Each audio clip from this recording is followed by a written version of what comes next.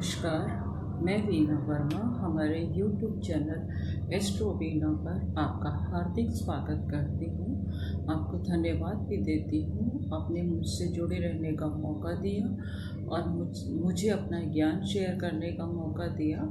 आज हम बात करेंगे जून के महीने के राशिफल के बारे में बात करते हैं। हम अभी तक हम मेष, वृष, मिथुन और कर्क के बारे में बात कर चुके हैं। आज हम सिंह और कन्या राशि के बारे में बात करेंगे कि उनका जून का महीना कैसा बीतेगा, कैसे उनके ऊपर प्लैनेट्स के इफ़ेक्ट आएंगे और क्या क्या वो कर सकते हैं, क्या क्या सावधानियां उनको बरतनी चाहिए, इस विषय में हम चर्चा करते हैं। और क्या छोटे छोटे उपाय कर लें जिससे कि उनको परेशानियों का लेवल जो है वो कुछ कम हो जाए और उनको काम में तरक्की मिले, उनकी हेल्थ अच्छी रहे और जो परेशानियां वो पिछले समय से झेल रहे हैं उससे वो कैसे निजात पाले, इसके बारे में हम बात करते हैं।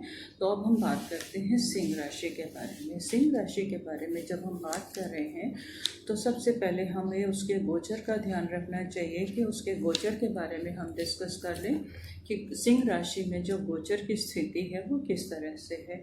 तो चंद्रमा जो है इनके धन भाव में आए हुए हैं और चंद्रमा इनके द्वादश भाव के स्वामी हैं। द्वादश यानी कि खर्चे के मालिक हैं जो कि धन भाव में आए हुए हैं। और केतु इनके पंचम भाव में विराजमान है। शनि और बृहस्पति जो है इनके छठे भाव में है। मंगल इनके सप्तम भाव में है। सूर्य और शुक्र जो है इनके 10th हाउस में है। राहु बुध इनके 11th हाउस में है।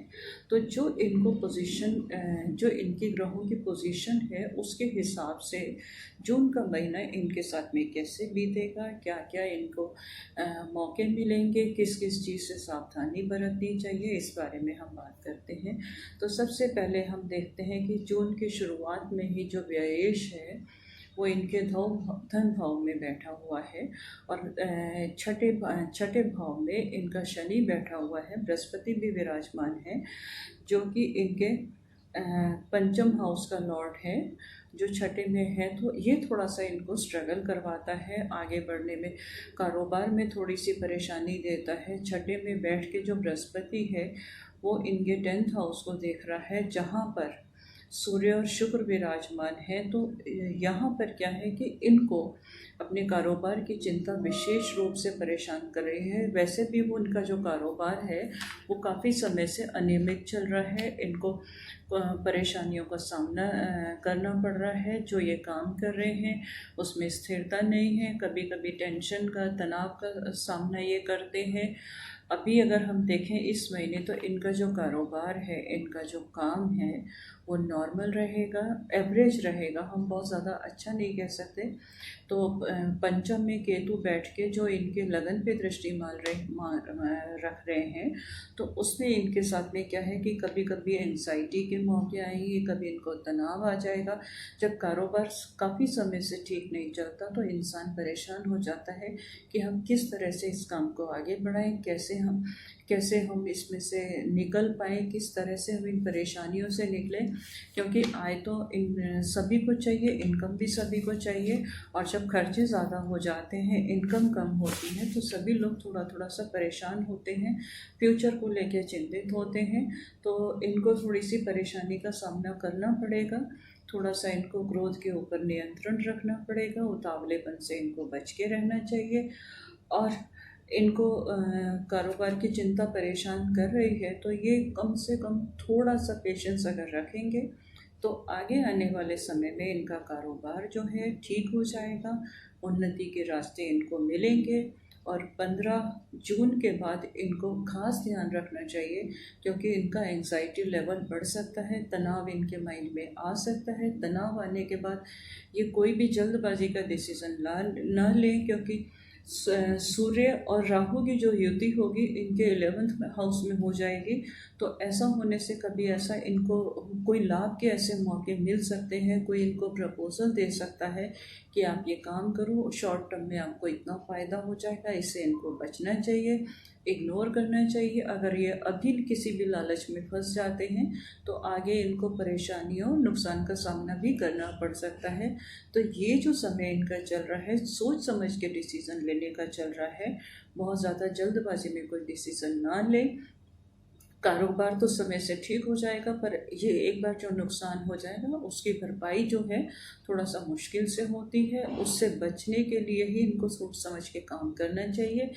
अगर ये अपने रेमेडी करना चाहते हैं अपने कारोबार में उन्नति के लिए, अपने कारोबार में स्थिरता के लिए, तो एक बहुत छोटा सा उपाय कर सकते हैं। आजकल जो है सभी जगह जो गरीब परिवार है, जो बिलो इनकम है, जिनकी जो मजदूरी का काम करते हैं, जो हाथों से मेहनत करते हैं, उनके आमदनी के रास्ते बंद हुए पड़े हैं। जो रेगुलर रेडियां लगाते हैं, जो कंस्ट्रक्शन में लगे हुए मजदूर, उनके पास काम की कमी है, आय के साधन नहीं है।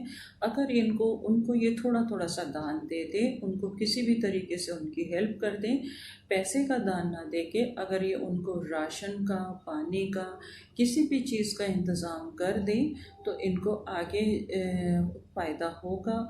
और जो प्लैनेट्स की नेगेटिविटी है, जो प्लैनेट्स जो इरिटेट कर रहे हैं, जो कारोबार में आगे बढ़ने से रोक रहे हैं, वो इनको कंट्रोल में रखेंगे। इनका काम जो है आगे आने के बाद स्मूथ रहेगा।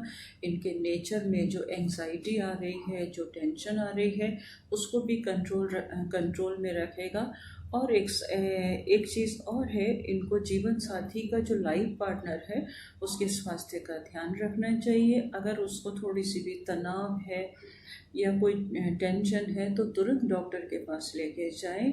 अगर उनको हो सकता है कि हाइपरटेंशन की प्रॉब्लम हो या ब्लड प्रेशर वगैरह की प्रॉब्लम हो, तो ऐसा माहौल क्रिएट करें कि उनको गुस्सा ना आए, थोड़ा सा घर में अच्छा एटमॉस्फेयर हो, खुशनुमा हो और लोग इंजॉय करें। और कोशिश ऐसी करें कि सामने वाले को इनके व्यवहार से गुस्सा ना आए।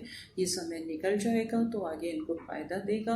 अगर इस समय का इन्होंने सदुपयोग नहीं किया, इसको गलत तरीके से बिताया, तो आगे परेशानी इन्हीं को बुतानी पड़ेगी, इन्हीं के ऊपर परेशानी आएगी। इससे अच्छा यही है कि ये थोड़ा सा शांत रह के, थोड़ा सा एंग्जाइटी कम करके घर के माहौल को अच्छा बना के चले। अब हम आगे बढ़ते हैं कन्या राशि के ऊपर। कन्या राशि में अगर हम देखें ग्रहों की स्थिति जो हम अगर देखते हैं तो चंद्रमा जो है इनके 11वें स्थान में है। और चंद्रमा जो इनके कन्या राशि में जो है, चंद्रमा जो है इनके 11th हाउस का लॉर्ड है, जो कि प्रॉफिट हाउस का लॉर्ड है। तो इनका दिमाग काम में इस तरीके से चलेगा कि ये जल्दी से जल्दी पैसा कमाने की कोशिश करेंगे, लाभ की अपॉर्चुनिटीज़ इनके पास आएंगी, कोई ना कोई ऐसे प्रपोजल इनके पास आएंगे कि जो प्रॉफिटेबल हो, आगे जाके उनको प्रॉफिट मिले। ये क्विक डिसीजन लेंगे। और इनका जो स्वामी है, इनका जो स्वामी यानी कि बुध जो है वो इनके 10th हाउस में राहु के साथ आया हुआ है। तो इनको कोई भी काम ऐसे मिलेंगे, कोई भी अपॉर्चुनिटीज़ ऐसी मिलेंगी जो कि ये नेट के थ्रू जो ये काम करें उसमें एकदम से इनको प्रॉफिट हो, अच्छा मुनाफा ये कमा सकते हैं। और ये कोई भी ऐसा मार्केटिंग का काम इस वक्त अगर ये करते हैं तो आगे जाके इनकी मार्केट बहुत अच्छी जम जाएगी, जिसमें इनको प्रॉफिट होगा।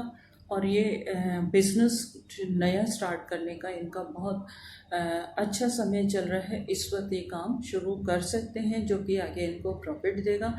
परंतु एक चेतावनी मैं और दे देती हूँ साथ में कि इनके पंचम भाव में जो है वो मंगल विराजमान है। तो हो सकता है इनको सेहत से संबंधित या इनको कोई भी पेट से संबंधित या पेट से नीचे कोई भी हेल्थ इश्यूज हो सकते हैं, उसका ध्यान रखें। उसका ध्यान रखने के लिए इनके पास सिर्फ एक ही रेमेडी है कि ये पानी का जितना ज़्यादा इनटेक करेंगे, जितना ज़्यादा पानी अपने उसमें लेंगे, अपने किडनी को क्लियर रखेंगे, तो इनकी हेल्थ बिल्कुल अच्छी रहेगी।